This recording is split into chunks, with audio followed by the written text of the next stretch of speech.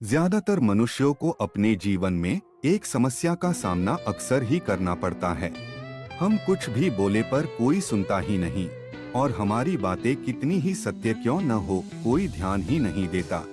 हमारी बातों की गंभीरता को कोई सीरियस ही नहीं लेता और हम कितना ही प्रयत्न क्यों न कर ले, हम अपनी बातों को दूसरों को समझा ही नहीं पाते।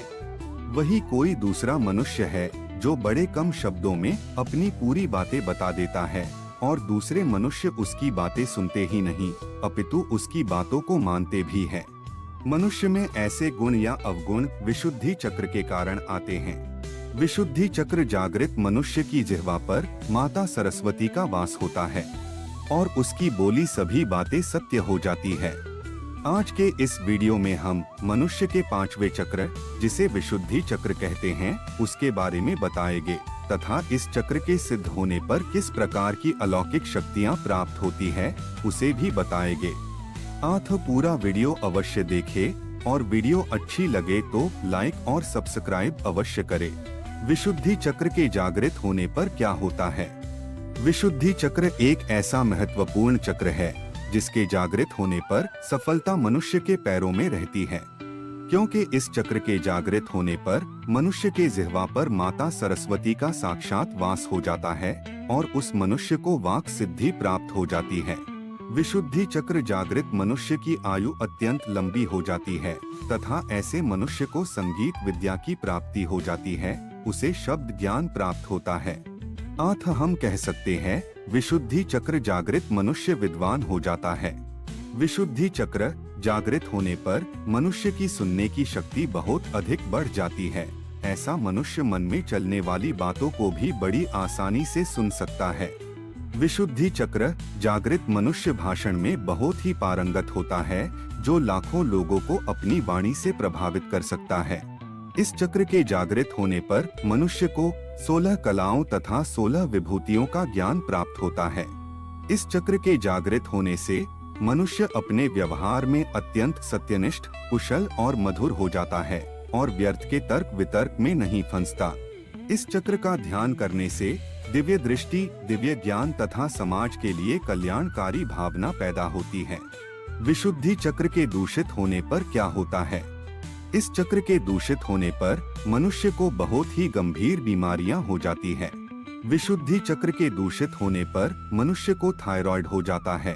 ऐसा मनुष्य जुकाम और बुखार से ग्रसित होता रहता है।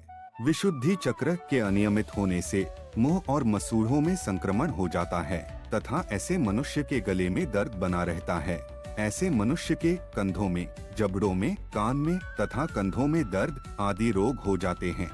विशुद्धि चक्र दूषित मनुष्य बहुत डर डर के बात करते हैं। ऐसे मनुष्य बहुत धीरे धीरे बात करते हैं। ऐसे मनुष्य हकला के बात करते हैं तथा इनकी बोली कमजोर होती है और बात करते समय इनके शब्दों का चयन बहुत ही कमजोर होता है, जिससे इनकी बातों का प्रभाव मनुष्य पर नहीं पड़ता है तथा ऐसे मनुष्य दूसरों की बात ज्यादा समय तक नहीं सुन पाते, अर्थात ये अच्छे श्रोता नहीं होते हैं। कमजोर विशुद्धि चक्र वाला मनुष्य बातें करते समय बहुत चिल्लाता है तथा बातें करते समय उसके मुख से थूक के छींटे निकलते हैं।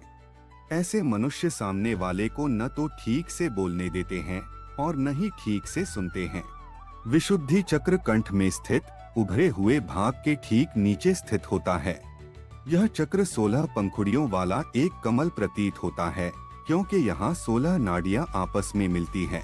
इन नाड़ियों के मिलने से कमल के समान की संरचना बनती है। इस चक्र में अ से अह तक 16 ध्वनियां निकलती है। इस चक्र का रंग बैगनी है तथा इसका तत्व आकाश है और इस चक्र का बीज मंत्र हंग है। विशुद्धि चक्र के देवता भगवान ब्रह्मा जी है, जो मनुष्य की चेतना के प्रतीक है। इस चक्र का प्रतिनिधित्व एक सफेद हाथी और चंद्रमा करते हैं, जो विशाल मन का प्रतीक है। विशुद्धि चक्र जागरण विधि। विशुद्धि चक्र को जागृत करने के लिए सबसे पहले शांत मन और शुद्धता के साथ शांत कमरे में किसी भी आसन पर सुख आसान लगाकर बैठ जाएं और कंठ के पास बैगनी रंग की आभा की कल्पना करते हुए कंठ पर नियंत्रण करके वाइब्रेशन के साथ हंग मंत्र के नियमित जाप से यह चक्र जागृत हो जाता है और सुषुम्ना इस चक्र का भेदन करती हुई ऊपर को उठने लगती है। इस साधना को करने वाले मनुष्य को कभी भी